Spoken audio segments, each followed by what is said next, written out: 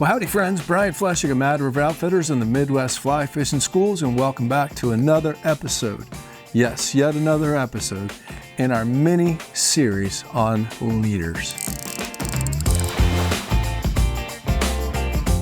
It's your single most important piece of gear. Of course, it's tied with the fly, but what good is the world's best fly if your leader can't deliver that fly to the target? So in this series, we've talked about the purpose of your leader and the importance of your leader. We've talked about the length of your leader. We've talked about the diameter of your tippet, what the X means, what it means to be bigger than 0X. In our last episode, which was a little while back, but there's a link right here if you want to go back and watch the last episode, and then I'm sure there's a playlist for all of our leader videos. If you can't see that link, by the way, it's down in the description down below me, as it always is.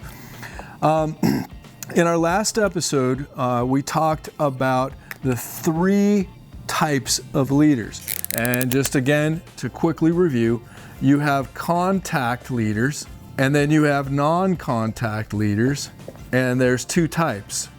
You have a non-contact for a dry fly, and then you have a non-contact for a nymph. And they're distinctly different leaders. They're made differently whether you buy them or you're gonna build them differently if you build your own.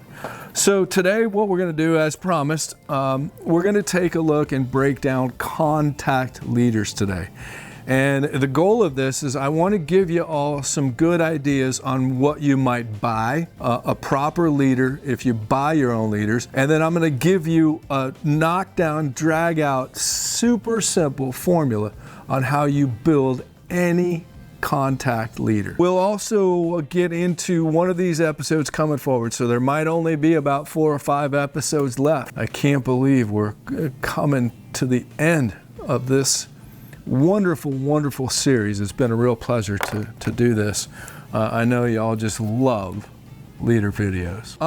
We'll take a look at leaders specifically for sinking lines and sink tips and intermediate lines, which are contact leaders. So just to review, contact fly fishing, just to be very clear, a lot of people refer to Euro nymphing as contact nymphing, and that's very much probably true. I have to admit, I'm American. I don't know hardly anything about Euro nymphing. I really don't do it. I apologize. I just don't know much about it, and it's not really in my wheelhouse. I don't know anything about building a leader for that. But when I say contact fly fishing, what I mean is this, is when you stop the rod tip and you form that tight loop with the tip of the rod, and that loop travels all the way down the fly line, and then we want that same exact loop to travel all the way down the leader and go all the way to the fly. We want that leader to go out perfectly straight, and at that time, when it straightens out and hits the water, your rod is going to come down. You may have often heard us talk about down rod fishing versus up rod fishing, like high stick nymphing, or even a lot of dry fly fishing is up rod fishing. Well, this is down rod fishing, and then you immediately have contact with the fly. Now, again, this is all streamer fishing for trout. This is all bass fishing. This is all pike, muskie. This is all carp fishing. This is all 100% saltwater fishing. It's all contact fly fishing. Even if you were to throw a grasshopper, still you can have contact and move that fly. It might be a slightly different scenario and a slightly different leader, but for the most part, it's still contact. It's just dead drift fishing with a dry fly or dead drift fishing with a nymph that's gonna differ, and they're gonna really require different leaders and different builds. So contact fishing, the most important thing, you've heard me say this before, we do have bumper stickers and t-shirts on the way, so stay tuned, is a good leader starts in the butt. Remember that. If you haven't heard me say it, Go back and watch some of the previous videos. A good leader starts in the butt. So in order to get that loop that you formed in the fly line to continue down the leader, your butt section must match in stiffness to the tip of your fly line. It's not pound test, of course. Pound test has nothing to do with building a leader until you get out to the tippet. You must have the pound test to survive the fight of the fish. And it's not about the diameter. You can't say, you know, there's some people will tell you, well, this should be 60% of the diameter. No, that's completely wrong. It has to do with the stiffness. If this is really limp stuff, it might be thicker than the fly line. If it's really stiff stuff, it's typically going to be slightly thinner than your fly line. So it's about the stiffness. It's not about the diameter. So we want to match the stiffness here. So let's talk about buying leaders first. Okay, if you're going to buy leaders for contact fishing, first and foremost, you can use some standard, what we would call general or standard leaders like an Orvis Super Strong or Cortland Nylon, or let's say Rio Power Flex. And of course, these are going to, for contact fishing, you're throwing streamers. So you're going to be using them in, say, 0x, 1x, or 2x. You're never going to throw streamers on 3x, 4x, 5x. That's for nymphs, and that's for dry flies. So the butt sections on these, say, 0x, 1x, 2x leaders should probably be okay for contact fishing for light rods. Let's say 3-weight, 4-weight, 5-weight. Once you get up to, say, a 6-weight rod, these standard trout leaders, that butt section's not nearly going to be stiff enough for a 6-weight. Okay? So if you're trout fishing and you're throwing small streamers, you can certainly contact fish with a general leader. But when you start getting into bigger stuff, you're going to have to seek out some more specific leaders, like something that says a bass leader. Okay, a bass leader is going to have a much stiffer butt section, and it's going to be more suited for, say, 6-weight, 7-weight, 8-weight, maybe even 9-weight fly rods. That's very important to know. And we list on Mad River Outfitters website, we list the diameters of every single butt section of every leader that we sell, because you can at least get an idea by looking at the diameter. I mean, if the diameter is, you know, it's stiff material because it's a bass leader, but it's only 15 thousandths, well, you know that's way undergone for a 6-weight. If it's a stiff material and it's, say, 30 or 32 thousandths, you know that's way too much for a 6-weight or a 7-weight. That's more for like an 11-weight or 12-weight. So we do, on our website, we do talk about the stiffness and we do talk about the diameter. But again, it's the stiffness, as I showed you there with the belt curve. And then, of course, you can get into specific leaders designed for, say, streamers. Okay, Cortland, Scientific Anglers, Rio makes a leader called the Big Nasty. Cortland, I really think that Cortland right now is doing an excellent job, and they really have their butt sections dialed in. They've listened to us. Those that consult with Cortland, they listened and built appropriate leaders.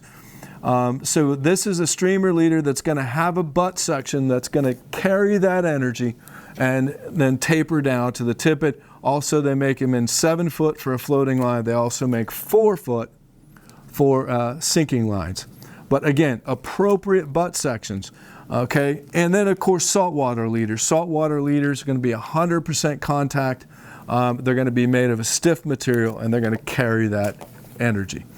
So if you're tying your own, okay, let's talk about that. And once again, I'm super excited because this leader formula has been developed primarily by our great friend Flip Pallet. He has shared this information with myself. Flip and I have tested this extensively in both freshwater and saltwater, and this leader formula flat out works. There's no more 60, 40, 20 There's no more 60, 20, 20, 30, 60, 20, no more. This leader formula could not be more simple, and I'm going to break it down here for you right now. So first and foremost, we like to use a fairly stiff material for tying contact leaders. They must be stiff enough, again, to absorb that energy. So my go-to has always been Maxima Clear. Maxima Clear has set the standard for the perfect stiffness for tying contact leaders, both freshwater, saltwater, doesn't matter. One of the problems though with Maxima is they don't make it in anything bigger than 40 pound or 0.024, 24 thousandths. So I think we've shared this secret before. Rio makes their saltwater mono, which I strongly believe is Maxima Clear. I mean, it has to be. It's made in Germany, Maxima from Germany. And you look at the diameter and compare the pound test, and then you compare how this stuff looks, how it feels, how it fishes. If they don't buy this from Maxima, I would eat my Click glasses. This is Maxima Clear. If you're gonna go to heavier, thicker diameters, say for something like a 10 weight, 11 weight, or 12 weight, you're gonna have to go to the Rio saltwater mono. But another one that's really up and coming, our good friend Flip Pallet had a whole lot of say in the production of this stuff, but this is Cortland's leader mono, or monofilament leader material, I think it reads on our website. And this is good stuff. We're working with them right now. Maybe even by the time you see this video, we'll have all the diameters that we need. And we may well be switching to this because it works great freshwater, works great saltwater. It's not quite as stiff as the Rio saltwater mono or Maxima Clear. So therefore, where I might have to use, say, 22 thousandths in Maxima Clear, I might have to go to 25 thousandths or 24 thousandths. I think it's 25 thousandths in the Cortland because it's not as stiff. I hope that makes sense. If you're going to the Cortland mono leader material, you've got to up the butt. It's just not as stiff as Maxima Clear or the Rio saltwater mono. And you don't want to mix materials typically. I mean, you could have a different tippet material. A lot of times I'll use Maxima Ultra Green for tippet, but Maxima Ultra Green is just not really stiff enough for a really good contact leader off of a floating line. Maxima Chameleon is too stiff. You have to go down in diameter, and it makes it very hard to get a good formula with Chameleon for this style of leader. So pick a material, and even though this says saltwater mono, it doesn't matter. You can use it in freshwater, you can use it in saltwater. It's just the perfect stiffness for making any contact leader off of a floating fly line. Okay, so here it is, friends, and this could not be easier, and I'm telling you, you gotta try this. It works. It absolutely works. So your butt section. The butt section of your leader is determined, it's as long or short as you want. Literally, you can make it as long or short as you want. So it can be, a lot of times, just say bass fishing, I'll go 4 foot. When we get redfish down in Florida where they're really spooky, I might have a 10-foot butt section, maybe even longer. We were tarpon fishing in Florida here recently, and we were fishing 10-foot butt sections. So you can make your butt as long as you want, and or short as you want, and it's determined by the fly line. We've discussed that ad nauseum. Your butt section diameter or your butt section stiffness, which then translates to diameter, is determined by your fly line, and you're trying to get this bell curve so the energy from the tip of the fly line continues right into the butt. So essentially what we're doing, think of it this way, we're making a clear extension of your fly line. If you get that energy from the tip of your fly line into the butt section, it'll just keep going until you start to bleed it off. Okay, so let's jump ahead then. Your tippet is going to be around 18 inches or so. It can be a little bit shorter, although the IGFA says, their leader rules says that it has to be 15 inches. So typically don't go shorter than 15 inches on your tippet. It could be longer if you wanted, but we've kind of decided that 18 inches is a really comfortable place for your tippet. And that is, of course, determined by the fly that you're trying to cast. Let's go back to the three purposes of a leader. It must deliver the fly to the target. So we must be able to deliver that size of fly. So it's got to have the stiffness and the diameter to deliver the fly, but then it must, the number 3 purpose of a leader is it must survive the fight of the fish. So it's got to be strong enough to survive fighting the fish that you're after. And then our midsection, okay, this is a 3-part leader formula, and it really, really almost never changes. I might give you one variation when we talk about dry fly leaders, and I'll give you one variation when we talk about nymph leaders in coming episodes. But the midsection is also going to be 18 inches, and it simply splits the difference. And that's diameter-wise. So if your butt section, let's say it's an 8-weight, your butt section is 22 thousandths, and your tippet is 12 thousandths, well then your midsection is probably going to be 15 thousandths. It could be 17 thousandths. It doesn't matter all that much. That midsection just gets the energy, starts bleeding that energy off, gets the energy from the butt to the tippet, turns the leader over, and end of story. So you've got an 18-inch midsection, approximately an 18-inch tippet. So however long you want your leader to be, just subtract 3. 18 inches plus 18 inches is 3 foot. If you want a 10-foot leader, your butt section is 7 foot. If you want a 12-foot leader, your butt section is 9 foot.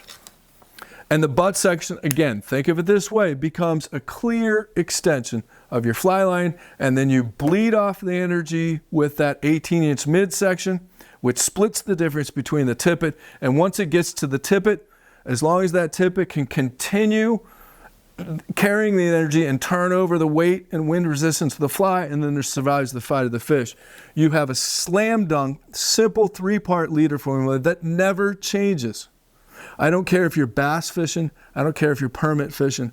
I don't care if, the only thing that might change is if you have to add some bite tippet. Let's say that you're fishing tarpon. You're fishing pike or muskie. You might have to add some heavy monofilament bite tippet, or you might have to add some wire bite tippet on the front for a toothy fish, or barracuda, or bluefish, or something like that. And usually that bite tippet is just going to be about 6 to 10 inches on the front. No big deal. And it's not going to affect the performance of the leader. You tie the leader exactly the same, and then you add your bite tippet on the front, and then tie your fly onto there. That's the only variation on this. So it's a simple 3-part formula, maybe 4 parts if you need a bite tippet. And again, friends, that never changes. It's actually the same exact thing that we're going to do for a sinking line. The butt section of that sinking line or that sinking line leader is going to be determined by the fly line. And usually we go 2 foot on butt, 1 foot on the tippet, and then that midsection splits the difference, 1 foot on that midsection. And you've got a 4 foot, maybe a 5 foot leader off of a sinking tip. So contact leaders, if you're tying your own, which you really should, because when you buy a leader, you don't really know whether this butt section is going to kit up with your 8-weight, with your 9-weight, and your 10-weight. I can tell you it's not going to kit up with all 3 of them. That's for sure. So a good leader starts in the butt. And if you want that butt section to be an extension of your fly line and to carry that loop and carry that energy perfectly, you're going to have to learn to build your own. So I hope that helps you out, friends. It just so simple. 3-part contact leader never, ever, ever changes. Start off with a 4-foot butt if you want. That's going to give you a 7-foot leader. A 9-foot butt's going to give you a 12-foot leader. Your midsection is 18. Your tippet's about 18. Could not be simpler. 3 parts, contact leaders forever and ever and ever until the end of the world. So there you have it, friends. Contact leaders. If you ever have any questions, all you have to do is pick up the phone and give us a call here at the shop. Everybody here at Mad River Outfitters knows this stuff inside and out. You can also shoot us an email here at the shop and someone will get back to you. It'll probably be myself. I monitor email about 22 hours a day. And we're always here to help. Customer service is what we do for a living. Fly fishing is what we love and what we sell. And obviously also have a passion for leaders. It's your most important piece of gear. So in the coming episodes, next time we get together, we're going to talk about dry fly leaders, which are non-contact. I'll show you some of the leaders that you can buy and they'll do a good job. And then I'll show you how to tie your own dry fly leaders. And it's not that different of a formula than this, really. And then the following episode, we'll talk about non-contact nymphs. So as always, friends, we appreciate you. We appreciate your support. In fact, we rely on your support. Be sure to subscribe to our channel. Hit that little notification bell so you don't miss an episode. Hit the like button. That makes us feel good. Hop on over to our website and sign up for a monthly newsletter so you stay up to date with what we're up to and where we're headed. So as always, friends, thanks again. We really appreciate you being here and stay tuned. We've always got fly fishing content coming your way.